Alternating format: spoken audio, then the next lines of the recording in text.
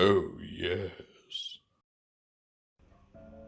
Welcome back, everyone. Today I've got a review for the new Transformers robot-enhanced design, Beast Wars Cheetor.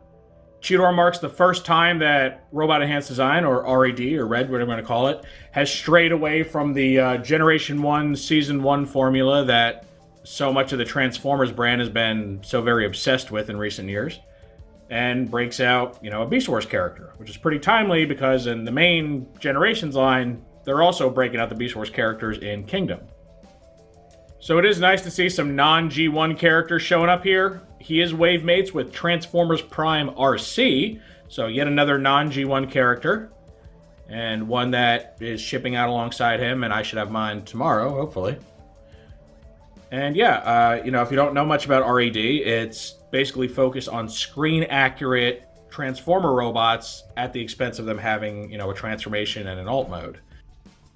Now, personally, I wasn't super thrilled with the Generation 1 first wave because I really felt that the transforming toys had gotten to a point to where they worked well enough to where you didn't need just a non-transforming version to get an accurate alt mode. Like, yes, of course, there's always going to be little things here and there, but, I really felt that they had gotten G1 down pretty well. However, in the case of a character like Cheetor, while many of the Kingdom toys have been phenomenal, Cheetor, in my opinion, is easily the weakest link in that first wave. So I think this is kind of a welcome addition, right? You get something that looks much more like the show model, has a lot more paint apps, accessories, all that, and just is cooler in general. So if you've seen my reviews before, you know how this goes. We're going to take a look at Cheetor's packaging. We'll open it up. There are no instructions to speak of because he doesn't transform, so we'll just get a good look at Cheetor himself. I'll be doing some group shots and comparisons today, and then at the end of the video, I'll give my final thoughts. So Cheetor comes in your standard r.e.d packaging. You can see they have this big open window where you can see most of the toy right here. And then you get some artwork. Now, one thing a lot of people have pointed out about this toy is that the feel of the face is really off for the character. And I do agree. I completely agree. You bring it in, you look at his face, it doesn't look like Cheetor's face, right? It's like somebody cosplaying as him. And I couldn't figure out what it really reminded me of until I saw this artwork. You see that artwork? That is not Cheetor's face. You know whose face that is? Dinobot's face.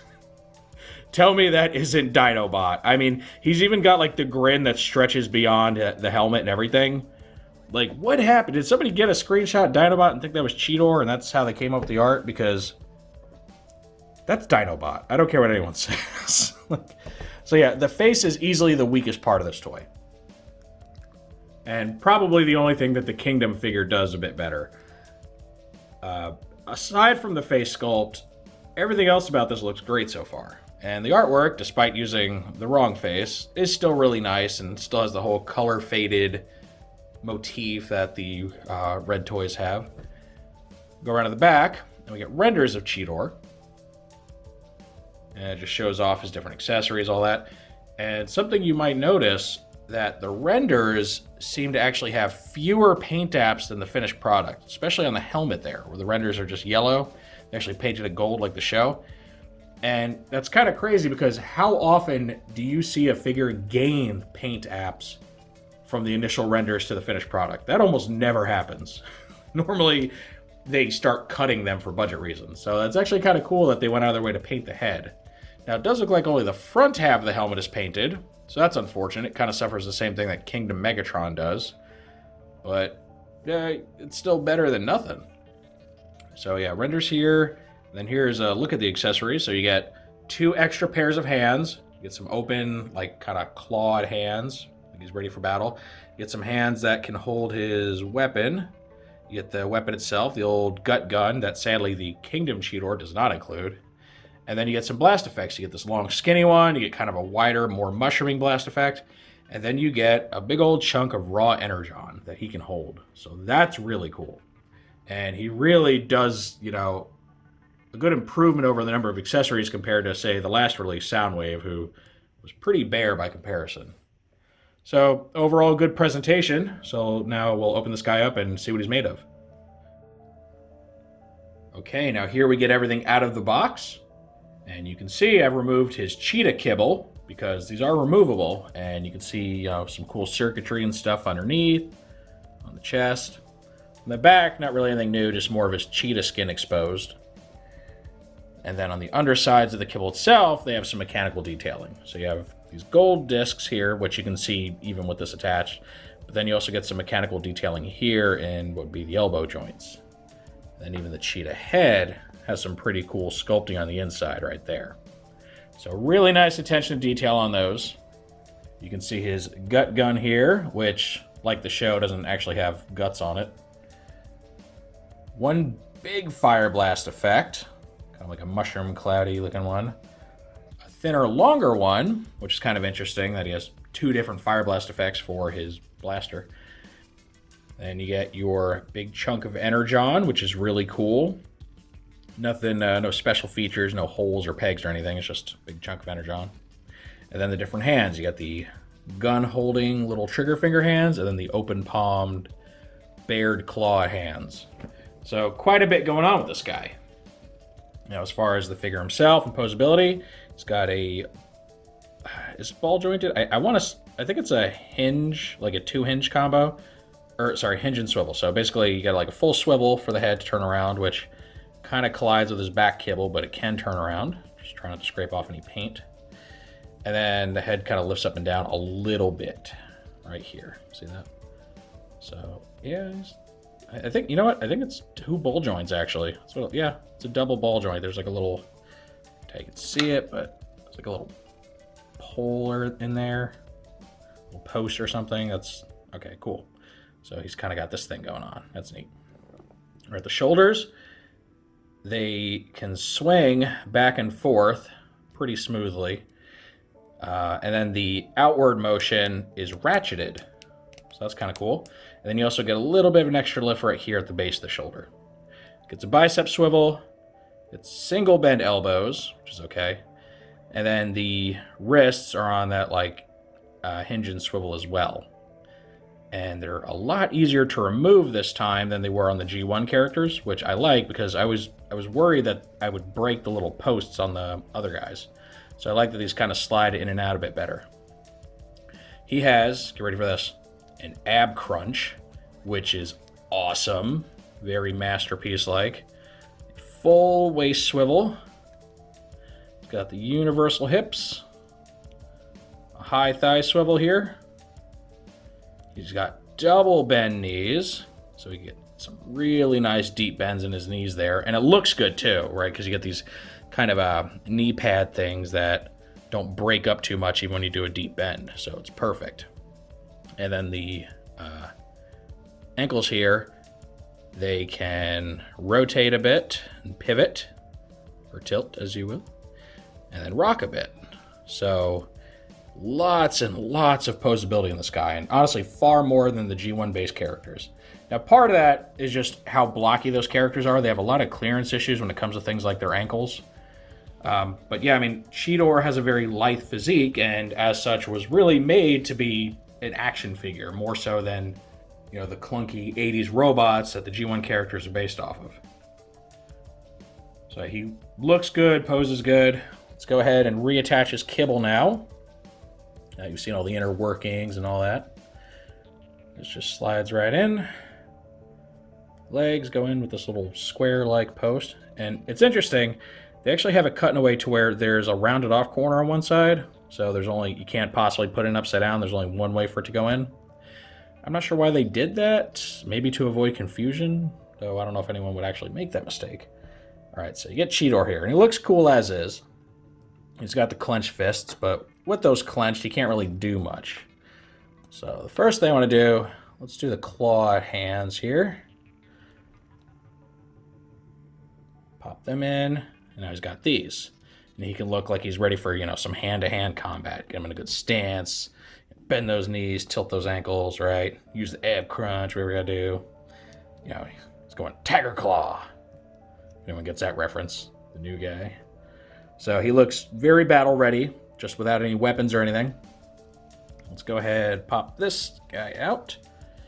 And let's give him the trigger finger so that he can rock his gut gun. And little bit of resistance to get in there, but it will go pretty much all the way in like this. A little smaller than I expected, but I think that's actually show accurate. I think the CGI model had a fairly small gun compared to the toy. Now you get your 2 blast effects you can use with this. You get the little skinny one, and unfortunately is bent from being in the packaging. Bends up a little. But it plugs on, uses the standard 3mm post, design for the fire blast effects. You got a 3mm hole here. Then it has kind of an outer hole too. Kind of looks like a mini-con port. You know what? That might work as a mini-con port. All right, so plug that in. There you go. You kind of get this long stream of fire going on. And probably my favorite. It's also the lighter of the two, so it doesn't weigh his arm down as much. And then you get this thicker blast, which is also unfortunately bent from being in the packaging, so hopefully I can gently unbend that over time.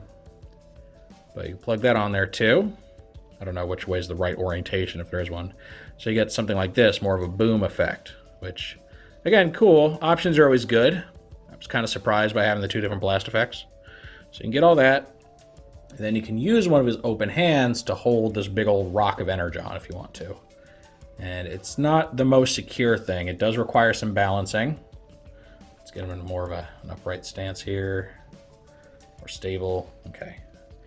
And find the way that works best to get him to hold it in his hand. Like this. Look at that. That looks cool, right? I mean, that is a really stellar looking action figure of a 90s CGI character. Again, the face is not perfect. It does, has a mouth that just seems too wide. It does look better than the art. I'll give it that. I will give it that. The face looks better than the packaging art, much less Dinobot-like. I will say I love the gold or copperish paint that he's just covered in, or plastic, depending on what part. He's got the arms. He's got the little thigh armor bits here. Got on the sides. Got the gold helmet, though the back is still yellow, unfortunately. He's got the disc here, and then he's got the nice metallic blue. I mean, he's got it, man. This is a great representation. I think maybe the only thing that would look better than this is the Masterpiece, which sadly I don't have. Maybe one day if I could find it for a good price, because I think the Beast Wars Masterpiece are some of the best ones ever made. Okay, now that we've shown off everything he can do, let's go ahead and do some comparisons. Okay, so here we have a group shot with the original Cheetor mold. This is specifically the 10th anniversary edition. And then the most recent transformable Cheetor. This is Transformers Kingdom Cheetor. And you can see that each one of these is quite different from the other. You have the original toy, who was the basis for the Cheetor design, which was, further modified for the show. You have an updated, more posable, kind of more modern engineering take, though it does take quite a few liberties with the designs and the proportions of the character, and especially his colors. And then you have what's supposed to be our screen-accurate action figure. And I will say, as far as just pure looks for this robot mode, I think the r.e.d. figure takes the cake. He looks really good and looks like what you think of when you think of Cheetor from the Beast Wars TV show. Like, I think he just absolutely crushes it. The colors are, pretty much on point. The details are there, the proportions. But of course, he does have the added benefit of not having to transform, so he kind of cheats. The Kingdom Cheetor toy, I've reviewed him previously, and I've made no secret of my general disdain for this figure. I just think between the design and the really unfortunate color choices, I don't think he's great. I think he's probably the weakest entry in the first wave of Kingdom. Which, speaking of, I need to go ahead and make a retrospective on that first wave, because that's complete now. And then the original toy here, you can't fault it, right? It is what it is. It's not trying to be anything else, because it is the OG design. Everything else came after it. I will say that the 10th anniversary colors aren't my favorite. Though, good news, if you haven't heard, a lot of the original Beast Wars toys are getting reissued by Walmart. And that does include this Cheetor, who will supposedly be in more accurate colors with, a lot of this blue here being replaced by gold properly. We'll see, though, because they've also been using this exact figure in some stock photos, so stay tuned for that one. So yeah, as far as just a representation of Cheetor in his robot mode, easily our new r.e.d. toy. He's too big, you know, if you want him to scale your Kingdom collection. He's like Voyager size, so yeah, he will be way too tall for what he is. But he looks super good. He looks really great for a shelf display. As far as a transforming Cheetor, I know this is weird, but I actually kind of like the original more than I do the new Kingdom one. He feels more solid. He's got a lot more accessories and moving parts and all that. Yeah. Even if he's kind of clumsy looking because he's an old design, he's just got more to him. I really don't like this Cheetor. One thing I would like to show off real quick is a little bit of cross compatibility. So his gun, it is not a standard 5mm post or anything for the handle like a normal Transformer would be. But it does fit surprisingly well into 5mm holes. Watch this. Won't go all the way in because of the way it's like diagonal. Eventually hit a stop. But look at that. It's held pretty well by the Kingdom Cheetor and scales pretty nicely with him too. So, if anything, you could actually use this as a way to get kind of a cheap upgrade of your Kingdom figure because it works really well. And one thing I noticed, their yellow plastics are pretty much exactly the same shade of yellow, like where it's not faded, but just the actual deep yellow part. So this works with the new Cheetor very, very well. I gotta say, it looks quite nice. Unfortunately, there's no compatibility the other way around. You can't fit 5mm posts in his hand because the fingers are just too tightly closed. But yeah, it is a really neat little thing you can do if you want a Cheetor that scales in your collection but hate the fact that this guy doesn't have a gun. You could always borrow his, and that's totally up to you. All right, and lastly, we're going to do our group shot with the other r.e.d. toys up to this point. So you got your first wave guys, Optimus Prime, Soundwave, and Megatron. And I will say that this is easily my favorite out of all the red toys that we've had so far. We'll see, what happens with RC once I open her up and see what's going on. I think I will like her a lot. Whether or not I like her as much as Cheetor, time will tell. But yeah, compared to the G1 toys, I think this one just really does a much better job. It looks better in every regard, poses better. And I don't know, maybe it's just the fact that the G1 style, like the G1 cartoon style, just doesn't lend itself to the $20 premium action figure market as well as something with maybe some more human proportions and more realistic texturing might do, right? Because this guy, these were supposed to be likened to like the Marvel Legends of Transformers. And I felt in the first wave, it was kind of a real swing and a miss. None of these felt very premium. They felt kind of floppy and just, I don't know. The colors are boring to me. This feels like a Marvel Legends toy, right? I mean, like the styling, the colors, the paint, all that. It does. It feels like a Legends toy. So I think they did a fantastic job with this guy. Maybe it's that the first wave was just them kind of getting their feet wet, and maybe by the time they got around to wave 2, they kind of got it down a little better. The materials do feel better. He does feel less floppy. He's got better articulation because he's actually got like a nice ab crunch and everything. And he has less blocky bits, keeping his ankles and stuff from tilting properly. And yeah, I think this is the best so far. And it's a shame. I wish the G1 toys had been a little bit better. Not look so, dollar store like. So, I don't know, maybe they'll do another crack at these guys down the road when they kind of hammer it out.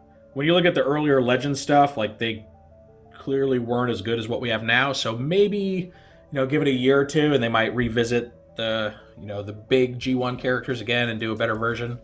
If r.e.d. is still around. I'm not sure how successful this line is. I mean, it's usually pretty sold out, so maybe it's doing well. I know nobody watches these reviews, so not much of a demand for reviews of these guys. So for the few of you that do stick around and watch r.e.d. reviews, I appreciate you. So yeah, easily my favorite red toy so far.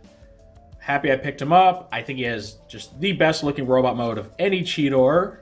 Again, aside from maybe Masterpiece, but I don't have that one. And I think he's just much more worth the $20 price point than what we got in Wave 1. Of course, that is just how I feel about Cheetor. Now I want to know what you all think of this toy. Do you like what we get for the 20 bucks? Do you think the pros outweigh the cons, or do you not like something about it? Maybe the face sculpt. I think that was everyone's biggest issue with Cheetor. And to me, it's not as bad in person, but I could see how it might be off-putting. So do you not like that, or do you just really not care about non-transforming toys? I'd love to hear everybody's feedback in the comments section. If you enjoyed this review, make sure to toss it a like. Let YouTube know you want to see more stuff like this. If you do want to see more like this, make sure to subscribe and hit the notification bell so you always get a heads up when I post something new. I thank you for joining me for this look at the brand new Transformers Robot Enhanced Design, Cheetor. With all that said, I will see you next time.